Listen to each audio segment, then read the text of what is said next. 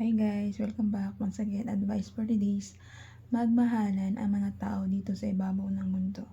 Kasi yung ganito po yun eh. Pag once na nakikita ng ating Diyos Ama, Diyos Anak at Diyos Espiritu Santo, ang lahat ng tao dito sa ibabaw ng mundo ay nagmamahalan, tsak na tsak, darating ang ating kaligtasan at lalong-lalo na ang kasiyahan at nandyan po ang kagalakan at ang peace of mind. Kasi kung ang lahat ng tao, ginagampanan niya lahat ng tao, pero suntok sa buwan yun, di ba? Alam natin dito sa mundo na to na makasalanan, na puno ng masasamang demonyo, lalong-lalo na spiritually. Hindi na po ako nag-expect ng tayong lahat ay magiging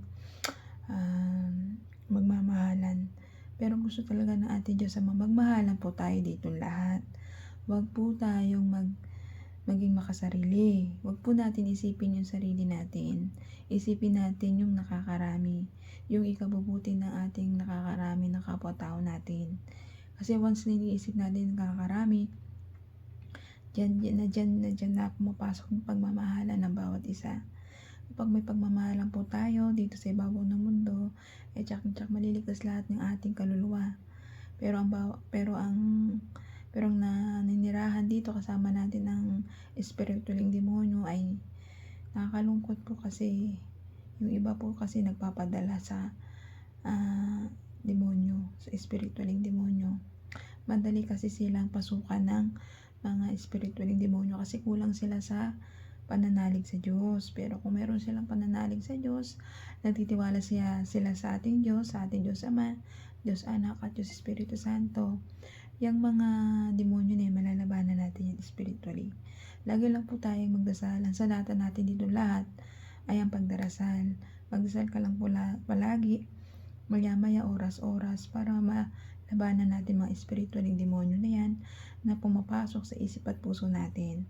Ang demonyo yan, siya lang naman pong lumalason sa isip natin. Kaya tayo nakakapag-isip ng di maganda sa kapwa-tao natin. Pumapasok sa puso sila, kaya nagtatanim tayo ng puot at galit sa ating kapwa-tao. Pero kung ikaw ay mayroon ka paniniwalang may Diyos ka sa pagkatao mo, at naniniwala ka, nagtitiwala ka na meron tayong nagmamahal na isang Diyos Ama, Diyos Anak at Diyos Espiritu Santo, sa iyong pagkatao, tsak na tsak maliligtas tayong lahat. Isipin lang po natin ang ikabubuti ng kapwa-tao natin para mapabuti rin ng kaluluwa natin.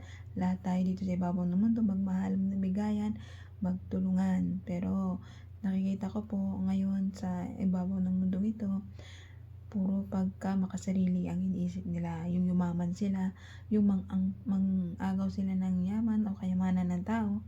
Lalong-lalo na dito sa bansang Pilipinas, iniisip nilang mga politiko, pagiging makasarili nila, yung makapagnakaw sila ng kaba ng bayan, ng buwis ng bayan, ng taong bayan. Wag po ganun, mali po yun.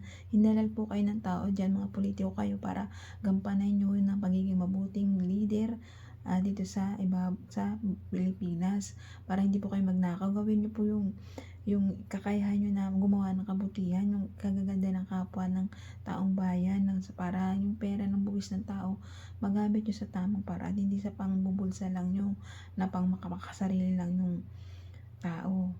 Kaya ikaw, magbago ka na, pagsisihan ng mga pagkakamali nyo dito sa ibabaw ng mundo, at magbalik loob sa ating Diyos Ama, Diyos Anak at Diyos Espiritu Santo. Kaya hanggang dito na lang po ang advice. Ingat po tayong lahat, and God bless.